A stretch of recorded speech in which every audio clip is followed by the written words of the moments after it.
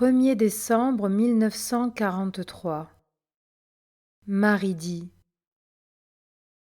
Du jour où j'ai porté le Fils en moi, j'ai vu toutes choses d'un autre œil. Dans l'air qui m'entourait, dans le soleil qui me réchauffait, dans les rayons de lune qui descendaient dans ma petite chambre pour me tenir compagnie pendant mes méditations nocturnes, dans l'éclat des étoiles, dans les fleurs de mon petit jardin ou des champs de Nazareth, dans l'eau qui chantait dans la fontaine que Joseph avait construite pour m'éviter la fatigue physique et morale d'avoir à sortir de ma solitude quasi habituelle. Dans les petits agneaux, à la voix d'enfant, je voyais mon Seigneur, le Père de mon Fils, l'époux de mon esprit virginal. Je voyais surtout mon enfant, pour qui tout avait été fait. Ses yeux étaient ouverts en moi, et je voyais avec les yeux de mon Dieu, qui était mon enfant. Les vertus augmentaient en puissance en moi, comme le flux d'une marée montante, et plus mon enfant grandissait, et plus sa perfection infinie pénétrait sa maman, comme si la puissance qui se dégagerait de lui pendant les 3 ans dans son ministère se répandait en rayons d'éther spirituel pour me renouveler entièrement. Ô ma fille, Dieu dans sa bonté m'a fait saluer comme pleine de grâce. Mais la plénitude fut en moi lorsque je fis qu'un avec mon Fils. C'est alors que mon âme, une avec Dieu, eut l'abondance des vertus de Dieu. La charité fut prééminente à ce moment-là.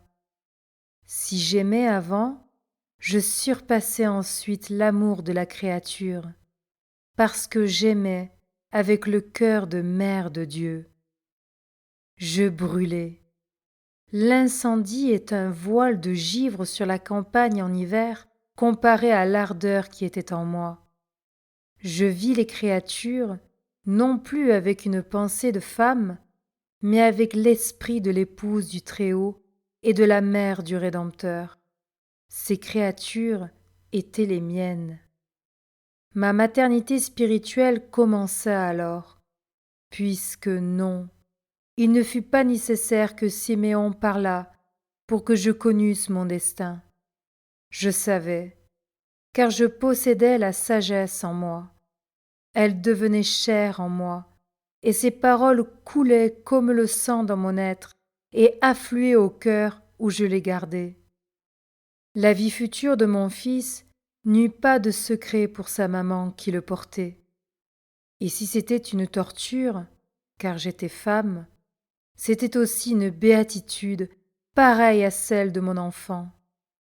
Puisque faire la volonté de Dieu et racheter les âmes pour réunir à Dieu ceux qui sont séparés de lui, et obtenir l'annulation de la faute et l'augmentation de la gloire du Père, c'est ce qui fait le bonheur des vrais enfants de Dieu.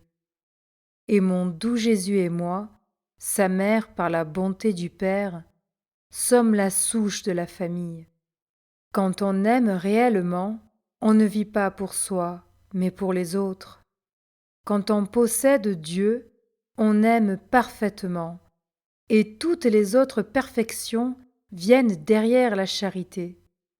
Même les sens humains se perfectionnent du fait que tout ce qui nous entoure acquiert une lumière, une voix, une couleur différente, et que surtout, tout porte un signe que seuls voient ceux qui possèdent Dieu, le sien, saint et ineffable.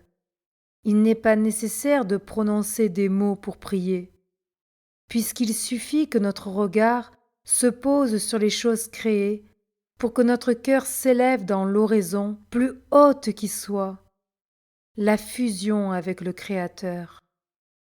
Chantons alors le Magnificat pour toutes les choses que le Créateur a faites pour nous, car Maria, lorsque nous nous donnons à Dieu, Dieu fait des reines de nous et nous confie ses possessions, de sorte que même la plus humble d'entre nous peut affirmer Mon âme magnifie son Seigneur, qui a regardé sa servante, pour laquelle il a fait de grandes choses, et mon nom dorénavant est bienheureuse.